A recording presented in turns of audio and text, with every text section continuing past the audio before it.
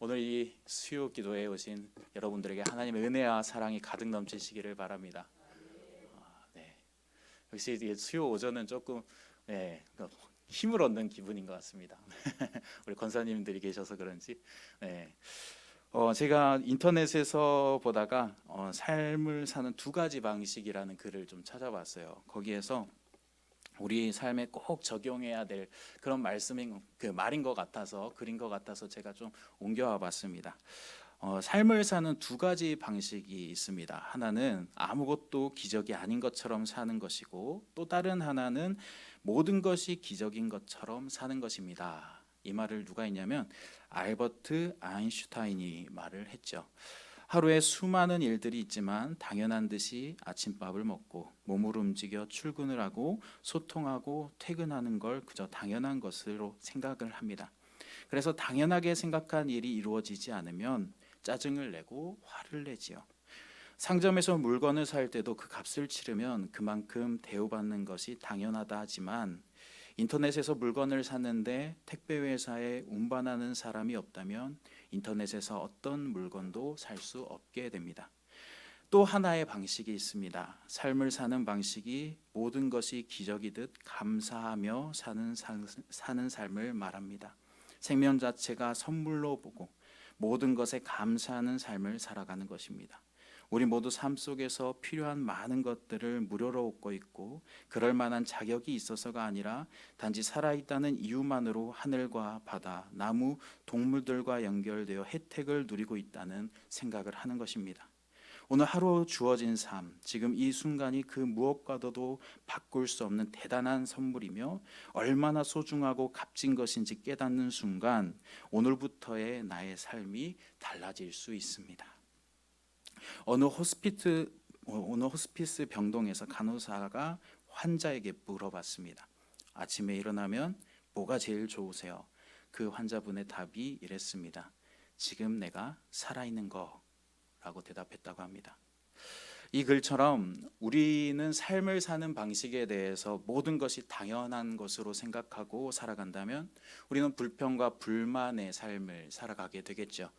하지만 우리가 살아갈 때 모든 것이 선물인 것처럼 생각하고 감사하며 살아간다면 우리의 삶은 감사로 물들게 될 것입니다. 우리가 이 글처럼 당연한 것을 당연하게 여기지 않고 감사로 채워가는 것처럼, 우리가 당연한 것에 하나님의 말씀을 채워가고 감사로 채워간다면 우리의 삶은 더욱 풍요로워질 것입니다.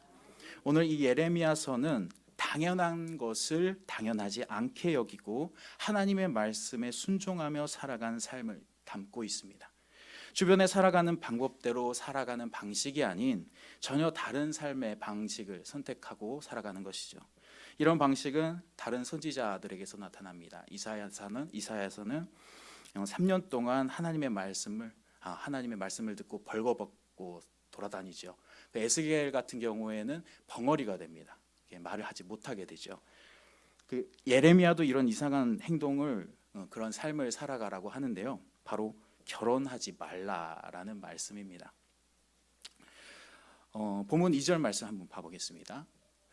너는 이 땅에서 아내를 맞이하지 말며 자녀를 두지 말라라고 얘기를 하죠. 말지니라. 이 땅 사람들 중에서 아내를 취하지 말고 자녀도 낳지 말라고 해요. 아니, 결혼하지 말라고 합니다. 당시에는 이해할 수 없는 넌센스의 말씀이에요. 왜냐하면 결혼은 지금보다도 훨씬 더 중요한 그러한 인생의 중요한 그건 순간이었거든요. 그래서 그 당시에 결혼하지 않은 사람은 거의 없었습니다. 지금은 결혼을 안 해도 그냥 그러려니 하지만, 그때는 결혼한 사람과 안 하는 사람이 없을 정도로, 그러니까 결혼한 사람이 대부분이었죠. 결혼 안 하는 것이 이상한 시대였습니다. 결혼 안 하면 뭐가 부족하나? 이상한 건가? 어렸을 때 약을 잘못 먹었나? 이렇게 생각을 한다는 것이죠. 저는 이 말씀을 제가 들었다면 되게 힘들었을 거예요. 하나님 왜요? 왜 결혼 안 해야 돼요? 다른 사람들은 다 결혼을 하는데 왜 나만 안 해요? 약간 피해의식을 가지고 하나님 앞에 대들었을 것 같아요. 도저히 이해할 수가 없는 상황인 거죠. 당시 구약 시대 때 독신 생활을 하는 사람이 거의 없었다고 해요. 성경 주석가들은 이 예레미야가 전무후무한 독신 생활을 했다라고 얘기를 합니다. 구약에서 전에도 없고 후에도 없는 유일무이한 독신 생활이라고 말을 하죠. 그리고 당시 쓰는 단어들 중에는 비혼이라는 단어가 없다고 합니다. 언어에서는 단어가 있느냐 없느냐가 무척 중요한데 단어 하나가 문화와 사회적으로 생활 방식, 기술, 가치관, 사회 구조 등을 다 나타내기 때문에 그 단어가 상당히 중요한 겁니다. 그래서 성경학자들은 이 비혼이라는 단어가 존재하지 않았다고 말하는데 이것은 일상에서 비혼이라는 단어를 안 쓸 만큼 많은 사람들이 결혼을 당연하게 여기고 많이 결혼을 하고 있었다라는 것을 알 수 있습니다. 그래서 학자들은 결혼하는 것이 일반적이고 결혼을 하지 않으면 안 되었던 문화였기에 이렇게 비혼을 쓰지 않았다라고 말을 하죠. 그 당시 결혼은 그만큼 많은 사람들이 반드시 하는 것이었고 삶에 있어서도 아주 중요한 부분이었습니다. 우리도 옛날에는 무조건 결혼을 했어야 됐잖아요. 여자는 얼굴을 보지도 않고 남자 얼굴을 보지도 않고 그냥 결혼을 하는 경우도 옛날에 있었습니다. 부모들 간의 정략 결혼이라고 해서 또 그렇게 약속으로 맺어진 결혼을 할 때가 있었죠. 결혼을 해야 아이가 생기고 아이가 생기면 가문의 미래를 이어갈 수 있고 아이가 생기면 노동력이 생기고 노동력이 생기면 재산이 생기기 때문입니다. 우리나라에서도 이런 결혼을 해야 하는 모습을 볼 수가 있었죠. 뿐만 아니라 그 당시에 중요한 여러 가지 결혼의 이유가 있었죠. 사람과 사람의 결합뿐만 아니라 가문과 가문의 결합이었습니다. 그래서 서로 신뢰하고 서로 무엇인가 하려는 정치적인 수단으로 사용되기도 했습니다. 이처럼 당시 결혼은 다양한 의미가 있었고 꼭 필요했던 삶의 가장 중요했던 부분이었어요. 그런데 오늘 말씀에서 이 중요한 결혼을 하지 말라고 예레미야에게 말합니다. 이유가 무엇일까요? 이유는 너무나도 명백하게 4절 말씀에 말을 해주고 있습니다. 그들은 독한 병으로 죽어도 아무도 슬퍼하지 않을 것이며 묻어주지 않아 지면의 분토와 같을 것이며 칼과 기근에 망하고 그 시체는 공중의 새와 땅의 짐승의 밥이 되리라. 아주 비참하죠. 곧 오는 유다의 심판을 막을 길이 없다는 얘기예요. 유다가 멸망한다는 것을 상징적으로 말해주기 위함이다라고 말을 해주고 있습니다. 이 멸망의 상징적으로 나타내기 위해서 결혼을 하지 말라라고 말한 겁니다. 우리가 지금까지 예레미야 1부터 예레미야 16까지 왔어요. 거기에서 일괄적으로 말하는 것이 뭡니까? 곧 망한다, 곧 멸망한다입니다. 오늘은 특별하게 예레미야 삶에도 그 말씀, 멸망한다의 말씀이 적용되어 나오고 있습니다. 이 유다 민족이 멸망한다는 말씀을 말뿐만 아니라 너의 삶을 통해서 보여줘라, 이 말씀을 하시는 겁니다. 그렇다면 이 말씀을 우리에게 적용한다면 어떻게 되는 것입니까? 같이 한번 읽겠습니다. 너의 삶을 통해 나의 말씀을 보여주어라 라고 말씀하고 계십니다. 나는 하나님을 예배하는, 이 찬양 아시나요? 예배자입니다.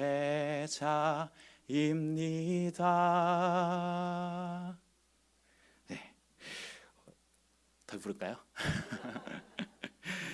제가 교육전도사 때 찬양을 이렇게 계속 부르는 아이가 있었어요. 너 이 찬양 좋아? 방금 부른 찬양이요. 이 찬양 좋아? 라고 물어보면 좋다고 말합니다. 뭔지 모르는데 그냥 좋아, 그냥 좋아 그러면서 계속 부르는 거예요. 그러면서 계속 부르고 다닙니다. 집에서도 부르고 학교에서도 부르고 교회에 와서도 부르고 그 아이에게는 하나님을 예배하는 삶이 뭔지는 잘 모르지만 그 찬양을 부르면서 예배자의 삶을 살아가고 있었던 거예요. 이 아이가 자신이 뭔지도 한지는 모르는데 나는 예배자입니다 라는 찬양을 부르면서 자신이 예배자의 삶을 살아가고 있었던 겁니다. 그래서 계속 부르는 거예요. 집에서 또 학교 가서도 학원 가서도 계속 부릅니다. 네, 부모님이 저한테 문자 왔어요. 그래가지고 동영상을 보여주더라고요. 계속 부른다고. 네, 우리가 이렇게 어떻게 우리의 삶이 흘러가지는지도 모르는데 우리는 우리가 예배자의 삶을 살고 있다는 것을 명심을 해야 합니다. 그 믿음의 모습을 우리가 보여주면 된다는 거예요. 하나님 앞에서 즐거워하며 예배하는 삶, 말씀으로 살아내는 삶을 살아갈 때 남들이 뭐라고 하든 우리의 모습들이 믿음의 모습으로 보여졌을 때 우리는 예배자의 삶, 말씀의 삶을 살 수 있다는 겁니다. 생각해 보면 이런 비혼애로 살라는 말씀이 하나님의 말씀이었는데 우리는 어떻게 살 수 있는가라는 그런 의문을 가지기도 하지만 하나님 앞에서 우리가 사회적으로 무시받을지라도 우리가 핍박을 받을지라도 하나님의 말씀으로 살아나가야 될 줄로 믿습니다. 또 하나님께서 이렇게 명령하시죠. 이렇게 결혼을 하지 말아라, 혼자 살아라 라고 얘기하는데 그러면 결혼 대상자가 없어서일까요? 라는 의문이 듭니다. 저도 뭐 예레미야처럼 될 수 있었죠. 비혼이 될 수 있었습니다. 제 아내가 없었다면 아마 비혼으로 계속 살았을 거예요. 어리버리한데 눈치는 없지. 게다가 사역한다고 맨날 늦게 문자하지. 게다가 장거리 연애를 한다고 막 자주 만나지도 못했습니다. 저를 긍휼히 봐주니까 결혼을 한 거예요. 어느 날 어떤 사람이 인터넷에 이런 글을 올렸습니다. 제 마음을 떨리게 하더라고요. 옆에서 남편이 밥을 먹고 있는 모습이 불쌍하게 보이면 괜찮은 거래요. 그런데 처먹고 있는 것처럼 보이면 마음이 떠난 거라고 하더라고요. 어쩌나 이거 아내가 처먹고 있다는 생각을 가지고 있으면 어떻게 하나. 그래서 월요일에 같이 점심을 먹고 아내한테 물어봤어요.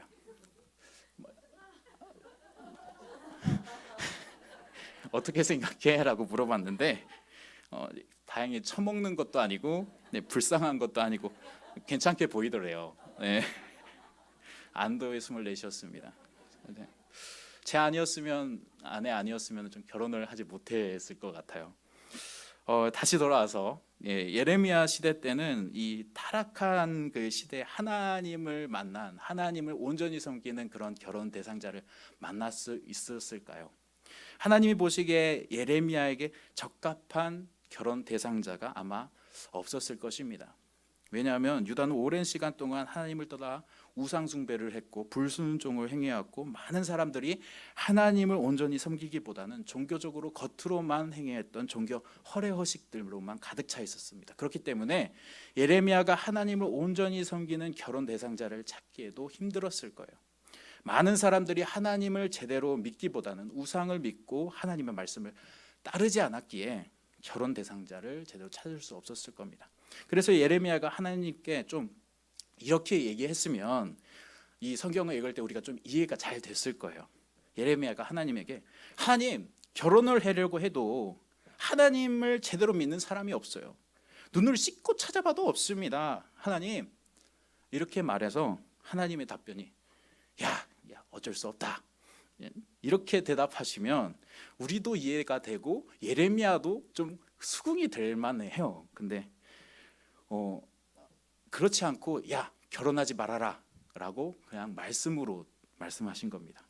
그런데 이게 곰곰이 생각해 보니까 이게 더 맞다라는 생각이 듭니다. 사람이 무슨 안목이 있어서 그 사람의 속을 들여다보고 하나님께 맞는 사람, 하나님을 제대로 섬기는 사람을 알 수가 있을까요? 그렇잖아요. 사람 속을 아는 것은 정말 쉽지 않은 일입니다. 하나님께서 사람들의 모습을 보시고 결혼하지 말아라 라고 말씀해 주신 거예요. 여러분의 안목을 잘 믿으십니까? 하나님의 안목을 믿으시기 바랍니다.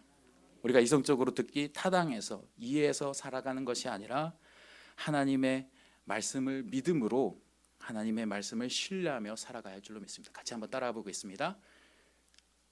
믿음으로 하나님의 말씀을 신뢰하며 살아가야 할 줄 믿습니다.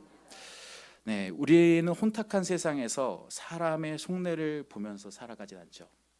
사람 속에 무엇이 동물이 들었는지, 강아지가 들었는지, 고양이가 들었는지, 개가 걔는 똑같이 했죠.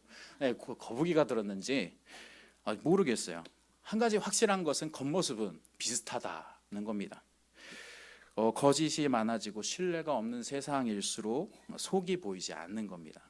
그래서 우리는 더 의지하고 신뢰할 분이 있습니다. 그것이 바로 하나님입니다. 하나님의 말씀을 더 신뢰하며 나아가야 됩니다. 사람들이 무엇이 이성적이다, 무엇이 옳은 방법이다 그렇게 얘기를 하지만 다 알고 보면 자신의 이익 관계 때문에 자신의 이익을 위해서 그렇게 행동을 하고 있는 것이거든요. 누가 더 나에게 좋은 것을 주느냐, 좋은 중요한 것을 나에게 주느냐 그렇게 다가가거든요. 그런데 누가 누구에게 더 좋은지도 모르는데 더 좋은 것을 줄지도 모르는데 누가 더 나에게 더 이익을 줄지도 모르는데 세상 사람들은 어쩔 수 없이 사람을 선택하면서 그렇게 살아갑니다. 그리스도인이 의지해야 할 것은 하나님의 말씀을 더 믿으며 신뢰하며 나아가야 될 줄로 믿습니다. 만약 예레미야가 결혼하지 말라라는 말씀을 듣고 이렇게 했다고 가정해 보세요. 야 이거 아니야. 누가 요즘에 결혼을 안 해. 결혼 꼭 해야지. 야 결혼해. 이건 말도 안 돼. 라고 하면서 하나님 말씀을 거절했다고 생각해 보십시오. 그러면 하나님의 말씀이 예레미야를 통해서 전해졌을까요? 말씀이 전해지기는커녕 그 다음부터 예레미야에게 하나님의 말씀이 내려지지 않았을 겁니다. 자기 마음대로 하는데 하나님의 말씀을 신뢰하지도 않는데 하나님의 말씀이 전해질 리가 없죠. 자기 자신보다 더 하나님의 말씀을 신뢰해야 이 말씀을 준행할 수 있었던 겁니다. 자신의 눈에 좋아 보이는 것들을 선택하지 않고 하나님의 말씀을 신뢰하며 그 말씀에 순종해 나아갔던 거예요. 그런데 예레미야가 결혼을 하지 말라는 것 말고도 하지 말라는 게 또 있습니다. 예레미야에게 하지 말라는 게 정말 많죠. 얼마나 힘들었겠어요. 하나님의 말씀을 들으라고 하는데 사회에서는 고립되지, 외톨이가 되지. 하나님이 이번에는 결혼식에 참여하는 것, 장례식에 참여하는 것을 하지 말라라고 말씀하십니다. 그래서 결혼을 하지 않고 결혼식에 불참하는 행위, 장례식에 불참하는 행위들은 공통점이 있습니다. 명예와 체면에 직접적인 연결이 되죠. 결혼은 곧 정상적인 사회인의 모습이었어요. 결혼을 하면 그 사람 정상인이다라고 생각을 했어요. 팔다리 멀쩡하고 어디 아프지 않고 장애가 없는 그러한 사람이다라고 생각되는 것이었어요. 그런데 그렇지 않다는 것은 예레미야에게 심각한 명예손상이 되는 것이었습니다. 또 경조사에 참여하지 않는다는 것은 그 당시 의무불이행이라고 생각했어요. 반드시 경조사에 참석했어야 됐습니다. 주변 사람들에게 결혼식, 장례가 있음에도 가지 않았다는 것은 스스로 무덤을 파는 것이었어요. 사회에서 자기 혼자 매몰되겠다라는 얘기였습니다. 가지 않게 되면 일단 친족과 이웃의 눈 밖에 나기 쉬웠고 반복되는 불참은 모임에서 제외 대상이 되었어요. 질서를 거스른다 생각되어서 사회적인 위치를 내려놓는 결과를 초래했습니다. 그래서 예레미야가 무슨 말을 하더라도 들어주지 않았을 거예요. 우리나라 말에는 어떤 사람의 체면을 세워주기에 간다라는 말이 있죠. 체면 세워주는 장소에 나가지 않으면 그 사람의 미움을 받게 됩니다. 이처럼 경조사에 나가지 않는 사람은 불명예와 고립에 갇히게 됩니다. 그런데 이런 사회적인 모습들을 모를 리 없는 하나님께서 결혼하지도 말고 경조사에 참여하지도 말라고 말씀하고 계세요. 이건 스스로 외톨이가 되는 것이나 다름없었습니다. 왕따가 되어라. 사회적으로 무시당하고 혼자 살아라 라고 말씀하신 겁니다. 하나님이 이렇게 예레미야에게 냉혹하리만큼 힘들게 하죠. 예레미야가 외롭지 않았을까요? 스스로 사회적으로 왕따가 되고 싶었을까요? 결혼을 하고 싶지 않았을까요? 하나님은 결혼이라는 당연한 문화를 통해 우리에게 이렇게 말씀을 하고 계시죠. 한번 띄워주시겠어요? 세 번째입니다. 당연하게 여기고 중요하게 여기는 것을 다르게 여김으로 사람들에게 정신을 차리라고 말씀하고 있습니다. 기니까 그냥 읽기만 할게요. 당연하게 여기는 것들이 아니라 너희가 받은 것이 전부 은혜이다 라는 감사의 제목들을 말하라고 말씀하고 있는 겁니다. 너희가 아무리 장가가고 시집가고 해봐도 결국에는 너희들 멸망이 온다. 하나님이 지켜주시지 않아서 끝이 난다. 너희들이 당연하다고 생각했던 것이 이제는 당연한 것이 아니다. 정신을 차려라. 곧 멸망한다. 너희들이 아무리 결혼을 해도 남자는 죽고 여자는 과부가 되어서 험한 꼴을 당할 것이다 라고 말씀하고 있는 것입니다. 예레미야의 몸부림으로 인해, 삶으로 나타내던 복종으로 인해 유다 사람들이 조금이라도 변하시길 바랬던 것이 하나님의 마음이었어요. 너희들이 눈에 뵈는 것이 없으니까 말을 듣지 않는구나. 내가 보낸 선지자를 통해서 나의 메시지를 담아 전달하마, 눈에 보이도록 전달하마 라고 말씀하시며 그 말씀을 예레미야 선지자를 통해 보여주셨던 거예요. 하나님이 반드시 심판을 내리실 것이라는 것을 예레미야를 통해서 아주 상징적으로 구체적으로 보여주셨던 겁니다.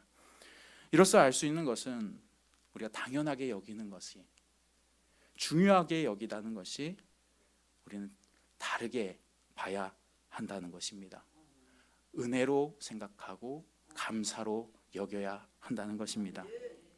유다의 공동체가 결국 파멸을 불러오지만 모든 사람이 그 형벌에서 벗어날 수 없지만 지금 이 시대는 예수님만이 구원하실 수 있는 시대인 줄로 믿습니다.